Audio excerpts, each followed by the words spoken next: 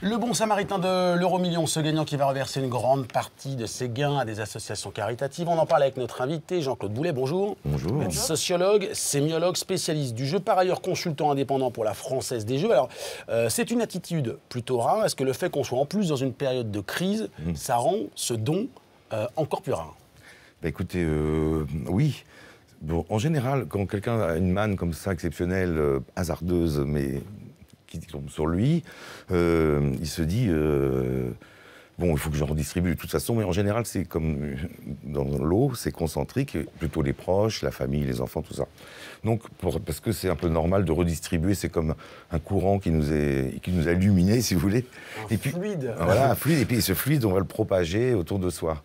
Et des sommes aussi forte que ça.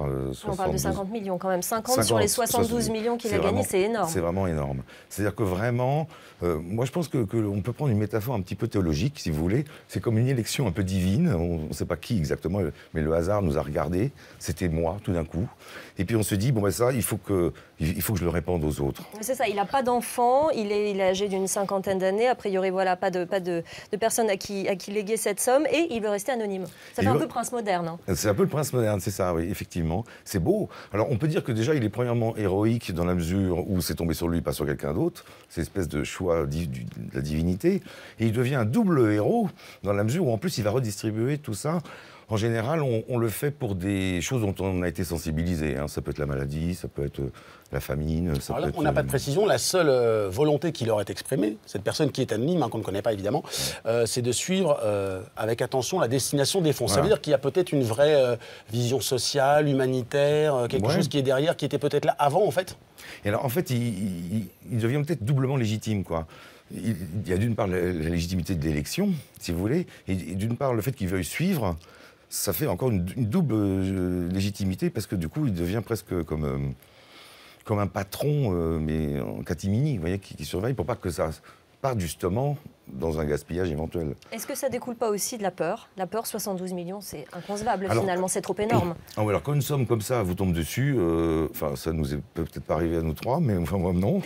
Mais on va pas se mentir, c'est que nous ne serions pas là. Oui, on ne serait peut-être pas là, on serait sans doute pas là. On peut aimer nos métiers et en même temps. Il y a un décroché complètement irrationnel, si vous voulez. On n'a plus les pieds sur terre, on est en lévitation. Enfin, je dis ça par rapport aux interviews que j'avais faites de gagnants, même pas des montants aussi hauts. Hein. Même à 11 millions, les gens dorment plus. Hein. Pendant des mois.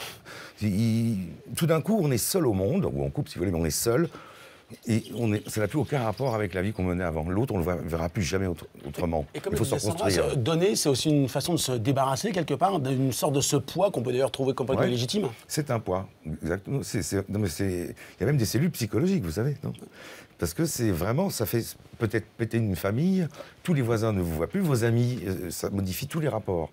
Et le fait de faire ça, bon, ici, il reste 22 millions, là. Bon, c'est-à-dire que la confortabilité individuelle est sauvegardée largement. Mais les 50, au moins, on a l'impression de contrecarrer, en plus, temps de crise, etc. Justement, il y a une fondation des gagnants du loto qui sont réunis pour une fondation France pour donner. C'est finalement un mouvement visiblement vécu par un peu tout le monde quand on gagne des grosses sommes comme ça. C'est un besoin. C'est un peu comme la rose et sans pourquoi. Tout d'un coup, c'est moi, alors pourquoi? Alors qu'il n'y a aucune raison. Quand je suis expert en jeu, bon, je peux me dire, ça, parce que je suis intelligent, j'ai bien travaillé. Quand ça vous tombe tout seul, c'est gratuit, il n'y a pas de pourquoi. Et donc, du coup, on se sent un peu comme dans le don et le contre-don, si vous voulez, ou dans le participatif, d'une certaine manière, de contrecarrer. D'un point de vue psychologique, est-ce qu'on peut aussi se sentir forcé de donner en se disant je suis légitime, même si j'étais élu d'une certaine façon, vous le dites, mais je me sens obligé parce qu'autrement, je vais me le reprocher, on va me le reprocher? Oui, c'est ça. Alors, on peut penser que la personne est complètement. Enfin, elle peut imploser d'une certaine manière. Hein. Elle peut imploser de l'intérieur en se disant mais c'est fou. Parce que c'est fou, réellement fou. Et on peut parler après d'explosion, je vais aller plutôt vers l'extérieur et un peu comme du thermonucléaire, diffuser, si vous voulez, mais là c'est plutôt positif, toute cette manne. Merci beaucoup Jean-Claude Boulet, sociologue, sémiologue, spécialiste du jeu, d'avoir été notre invité ce midi dans le 12-15. Tout de suite, c'est la météo.